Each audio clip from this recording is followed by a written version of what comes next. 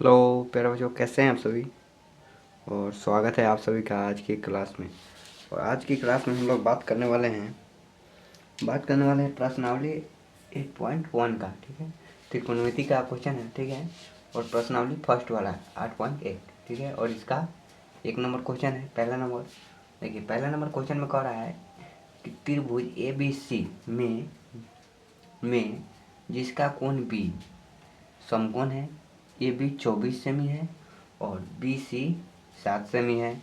और तो कह रहा है निम्नलिखित का मान ज्ञात करिए। यानी कि पहला क्वेश्चन है और 2 क्वेश्चन और दिए, यानी कि 3 क्वेश्चन दिए हैं। ठीक है, और उसका मान ज्ञात करना है। ठीक है, तो पहले हम क्या करेंगे, पहले हम त्रिभुज बनाएंगे और उसका मान निकाल लेंगे कि कौन से त्रिभुज का कितना कितना मान है। ठीक है, तो देखिए पहले कह रहा है जिसका कोण बी समकोण है। ठीक है, चलिए हम त्रिभुज एक मान लीजिए, यहाँ पे बनाते हैं, हल लिख लेते हैं। ठीक है, और देखिए हमने यहाँ पे त्रिभुज बनाया।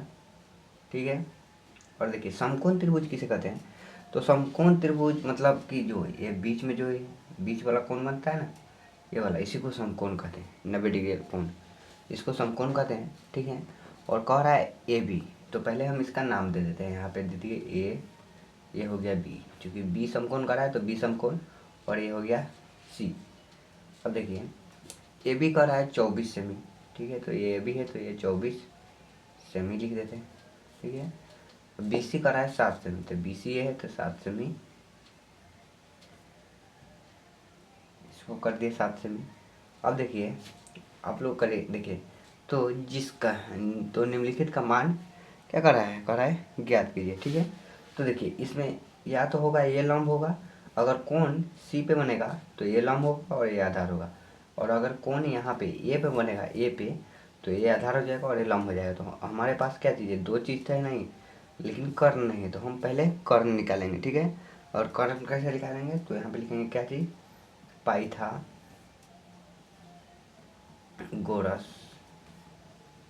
प्रमेय से। ठीक है, पाइथागोरस प्रमेय प्रमेय से। और देखिए यहाँ पे लिखेंगे कर्ण, चूँकि हमको कर्ण निकालना है तो कर्ण लिखेंगे, और यहाँ पे बराबर देंगे।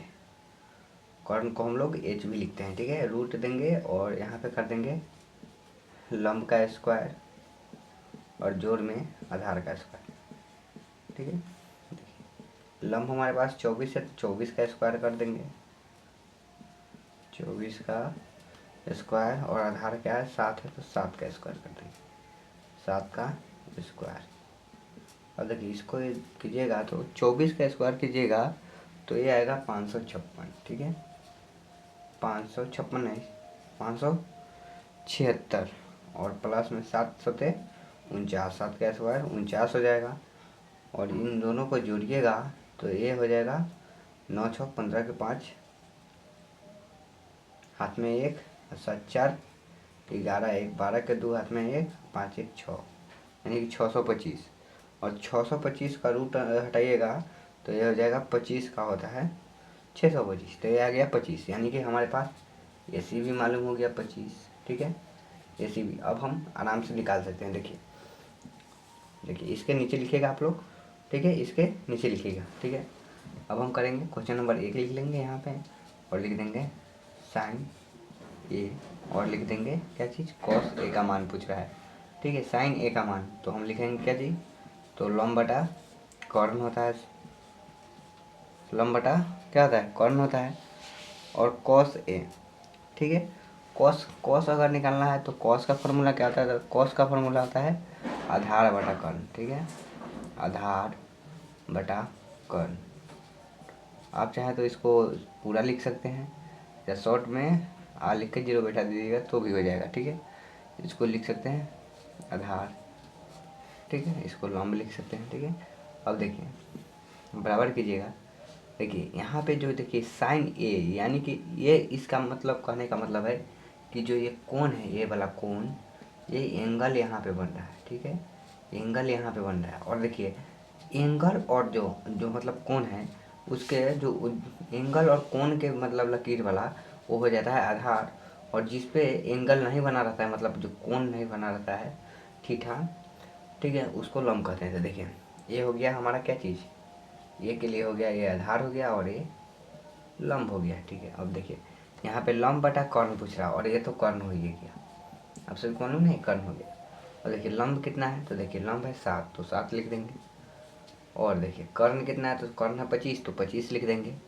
उसी तरह यहाँ पर देखिए आधार कितना है, तो आधार है 24 तो यहाँ पे 24 लिखेंगे बटा कर्ण कितना है, तो कर्ण है 25 तो यहाँ पे 25 लिख दीजिए। और यही हमारा क्या हो गया, आंसर हो गया। ठीक है, आंसर हो गया। चलिए इसी तरह हम लोग क्या करते हैं, दूसरे नंबर क्वेश्चन को भी देख लेते हैं एक बार। चलिए हम लोग क्या करते हैं, दूसरा नंबर क्वेश्चन को भी देखते हैं। इसमें कह रहा है साइन सी का मान बताइए और कॉस सी का मान बताइए। ठीक है, देखिए साइन सी यानी कि सी कहने का मतलब है जो ये कोण बनता है ये इस सी पर बनेगा। ठीक है, और देखिए जब कोण सी पे बनेगा तो देखिए ये जो कोण और यहाँ पे जो मतलब एक कोण है 90 डिग्री का एंगल।